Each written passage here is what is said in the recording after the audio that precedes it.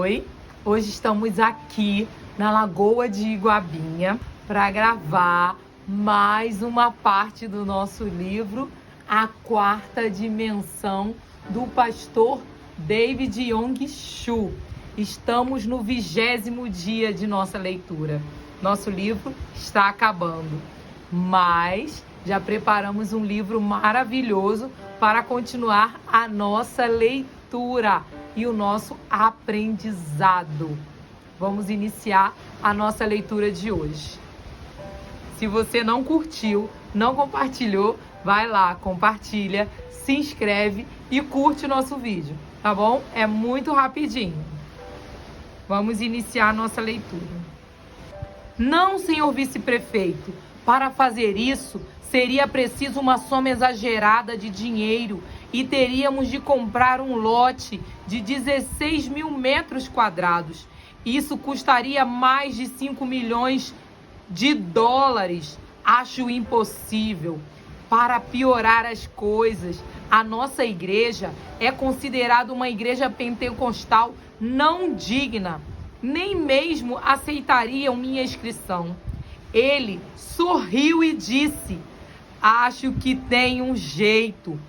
Ore durante uma semana e depois voltarei. Dei-me a resposta depois de uma semana para que eu consiga resolver o assunto rapidamente.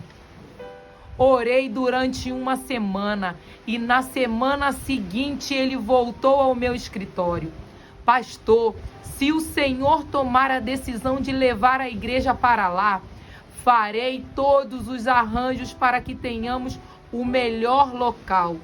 Também cuidarei de todos os papéis e as despesas ficarão por conta do meu escritório. Enviarei meu representante ao Congresso a fim de conseguir todos os acordos necessários e farei todo o trabalho burocrático. Farei tudo pelo Senhor. Garanto-lhe que conseguirá o terreno. Mais do que isso, tomarei todas as providências para que a igreja compre o terreno a crédito. Nesse instante, o Espírito Santo disse-me ao coração: grite. Senhor vice-presidente, disse eu, aceito. Deus impediu-me de dizer sim por uma semana. E como resultado, não somente conseguimos o terreno de modo miraculoso, mas também não tivemos de preparar toda a papelada. Em seguida, fui assinar o contrato com a construtora. Logo depois, lançaram os alicerces e começaram a construção do templo e do complexo de apartamentos. Esse vice-prefeito agora é um dos anciões de minha igreja. De maneira similar, sua fé poderá ser testada. Se você tem um projeto pequeno, será testado de modo pequeno. Se tiver um projeto grande, será testado de maneira grande. Jamais pense que sua fé sempre seguirá em meio a jardins de rosa. Você passará por turbulência, mediante a qual Deus provará sua fé. Até esse ponto da construção do templo, eu ainda pertencia à escola de André e com grande fé orava pelos problemas que iam surgindo. No entanto, o dólar começou a desvalorizar e o construtor rescindiu o contrato dizendo que precisava aumentar o preço da construção do prédio e da igreja. Chegou a crise do petróleo e todos os bancos fecharam as portas para mim. Meu povo começou a perder o emprego e o orçamento da igreja mal dava para pagar os juros dos empréstimos. Não somente não conseguia pagar os trabalhadores da igreja, mas eu também não recebia meu salário. Então, a companhia tentou me processar porque eu não tinha como pagar o aumento necessário e as contas começaram a chegar uma após outra. conta de luz, conta de esgoto, conta de construção. Contas empilhavam-se sobre minha escrivaninha, mas eu não tinha o dinheiro para pagá-las, não tinha dinheiro nem para contratar um advogado. Os construtores começaram a desistir, porque eu não podia pagar-lhes o salário. Ninguém quer permanecer num barco que afunda, e eu afundava rapidamente. Uma vez que havíamos vendido nossa casa e não tínhamos para onde ir, levei minha família para um apartamento inacabado no 7º andar do complexo de apartamentos da igreja. Não tínhamos água encanada, nem calefação e fazia muito frio. Todas as noites eu ia para o apartamento vazio e todas as noites tremíamos de frio. Não tínhamos comida e tudo parecia escuro demais. Estava chegando ao fundo do poço, logo me tornando um discípulo de Filipe. Disse a mim mesmo: sim, cometi um erro. Nunca deveria ter acreditado em Deus dessa maneira.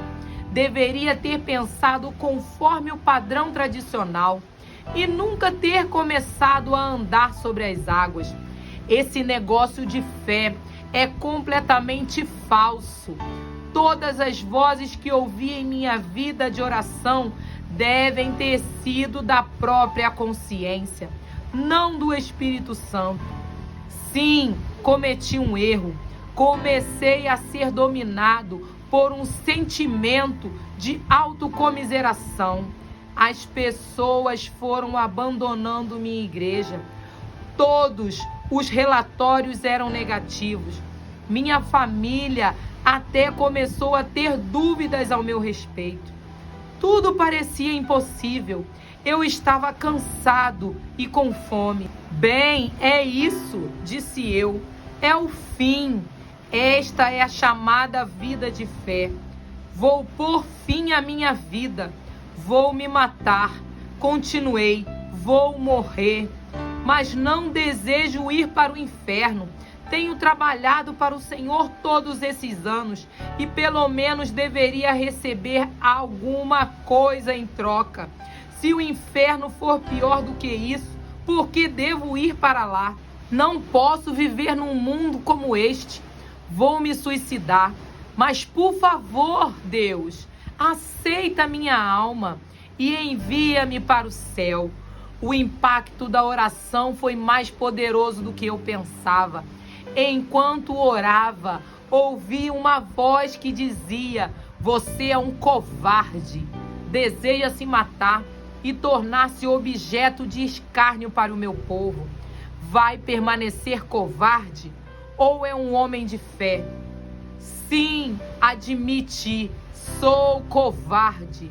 Novamente a voz falou: não somente irá para o inferno, mas também levará consigo muitos de seus membros que confiam em você. Tomou dinheiro emprestado de alguns dos anciões e de alguns membros. Lembre-se de milhões de dólares que tomou emprestado das preciosas irmãs da igreja. Todas confiaram em você.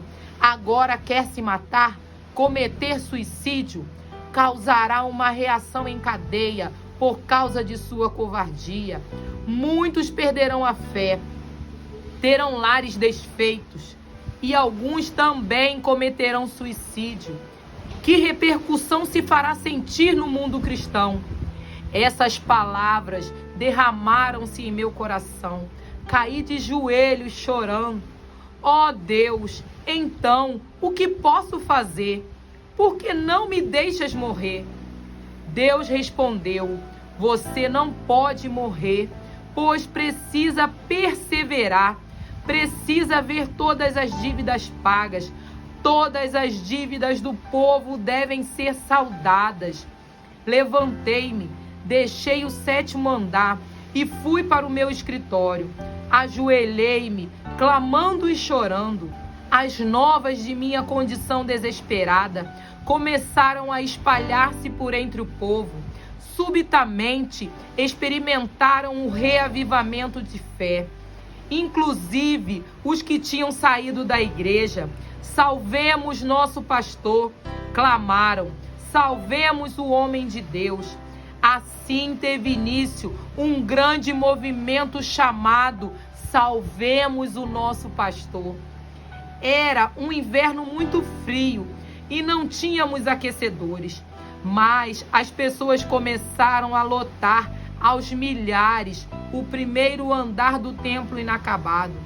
Milhares também oravam e jejuavam muitos dias em seguida. Clamavam e oravam: salvem o nosso pastor, salvem o homem de Deus. Assim, Deus começou a se mover. As senhoras cortavam seus longos cabelos e traziam-nos ao altar, a fim de fazer perucas que poderiam ser vendidas. Certo dia, em uma cena especialmente comovedora, uma senhora de 80 anos de idade, que não tinha filhos, nenhum sustento, mal podendo viver com a ajuda do governo, veio ao púlpito chorando e tremendo. Ela trazia uma velha tigela de arroz, 2 palitos e uma colher. Em pé, chorando, disse: pastor, quero vê-lo sair dessa situação. Quero vê-lo receber ajuda, pois seu ministério foi uma bênção tão grande para mim por tantos anos. Desejo fazer algo, mas não tenho dinheiro. Eis tudo o que eu possuo: esta velha tigela, estes 2 palitos e esta colher. Desejo dar tudo para o serviço do Senhor. Posso usar papelão como prato e comer com as mãos. Meu coração ficou despedaçado. Senhora, disse eu, não posso aceitar sua oferta. É tudo o que a senhora tem. A senhora precisa desses utensílios a fim de tomar suas refeições. Não posso aceitá-los. Ela começou a chorar, dizendo: será que Deus não aceitaria o presente de uma velha que está para morrer? Será que ele não aceitaria? Sei que isso não poderá ajudá-lo muito, mas desejo dar algo. De repente, um industrial levantou-se e disse: pastor, quero comprar esses objetos. Ele pagou quase $30.000 por uma tigela velha, 2 palitos e uma colher.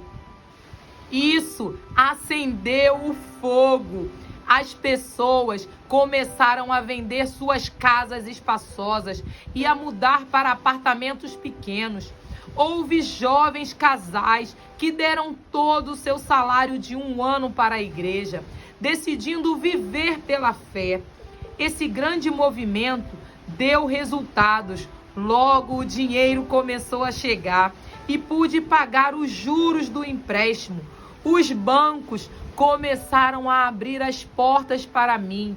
O mais espantoso, em menos de 1 ano, tudo começou a se encaixar nos devidos lugares. Paguei todas as dívidas e ficamos livres até 1973. Não somente pude pagar os juros, mas também consegui os $5 milhões para terminar a construção do templo e do complexo de apartamentos. Deus novamente provou que a escola de André é melhor e que pensar em termos de milagres é ter o pensamento que Deus deseja que tenhamos. Muita gente acha que quando se tem fé, tudo vai fluir facilmente e que teremos poucos problemas. Mas é importante lembrar que isso não acontece. Veja Abraão, ele tinha fé, mas suportou tribulações por 25 anos. Jacó sofreu dificuldades por 20 anos, José por 13 e Moisés por 40. Os discípulos de Cristo passaram por tribulações e tentações durante toda a vida. Não se deixe desanimar depois de passar por algumas semanas de dificuldades ou alguns meses de tribulação. Não deixe esmorecer as mãos em derrota, clamando: "Oh, onde está Deus?" Deus está sempre presente, testando você. Às vezes, Ele deseja fortalecer e fortificar-lhe a medula. E às vezes, enquanto você está sendo fortalecido, dá até para ouvir os ossos estalando. Mas se você se firmar na palavra de Deus e tiver fé, Deus jamais o desapontará. A fim de ilustrar esse ponto, contarei outra de minhas experiências. Certa vez, assinei um cheque pré-datado de $50 mil. O cheque deveria ser pago no dia 31 de dezembro. Comecei a buscar recursos de todas as fontes possíveis, mas não conseguia nem um centavo. Se não depositasse esse dinheiro no banco na data certa, os jornais iriam dizer que o pastor da maior igreja evangélica da Coreia havia passado um cheque sem fundos. Ao meio-dia do dia 31, data em que o dinheiro teria de ser depositado, eu orava: "Ó Deus, gastei todo o meu dinheiro, mais do que eu tinha. Tomei dinheiro emprestado de muita gente. Pai, para onde irei? Não tenho lugar algum para onde ir." Continuei a orar. O relógio marcou 13 horas, 14 horas, 15 horas. Minha esposa perguntou: "Querido, você ainda não conseguiu o dinheiro?" "Não", respondi. "Sabe que o último avião sai de Seul às 16 horas? Essa é sua última oportunidade de fugir para os Estados Unidos. Não posso fazer isso. Não tenho como fugir de minhas responsabilidades." Disse-lhe: "Não dá para fugir. E se o fizesse, mancharia o nome de Jesus Cristo. Prefiro enfrentar o que quer que aconteça aqui na Coreia, a fugir do país." O banco fecharia às 18 horas e já eram 17 horas. Eu estava desesperado. Não podia ficar nem sentado nem de pé. Passei a andar para cima e para baixo, como um leão enjaulado. Orei de novo: "Ó Deus, por favor, ajuda-me. Vem, ajuda-me." Vamos parar por aqui a nossa leitura. Sei que está emocionante, sei que está empolgante, mas vamos parar por aqui para não ficar longo a nossa leitura, tá bom? Vamos orar para agradecer ao Senhor por mais um dia. Não esqueça de curtir, compartilhar e se inscrever no nosso canal. Peço que você também se inscreva no nosso novo Instagram, @aurileitura. Esse Instagram será apenas para divulgar o nosso trabalho de leitura da Palavra de Deus. Terá louvores, testemunhos. Tenho certeza que você irá gostar do nosso novo Instagram. Então, se inscreve lá, tá bom? Vamos orar para agradecer ao Senhor por mais um dia de leitura. Senhor, muito obrigada por esse dia. Obrigada por cada um que tem acompanhado essa leitura. Senhor, aumenta a nossa fé, aumenta a nossa confiança em Ti. Que as tribulações, que as dificuldades não venham diminuir a nossa confiança em Ti. Que a cada dia podemos entender que temos um Deus que irá suprir todas as nossas dificuldades e necessidades. Te entregamos a nossa vida e a nossa família em Tuas mãos. Amém. E amém. Te espero no próximo dia de leitura. Tchau.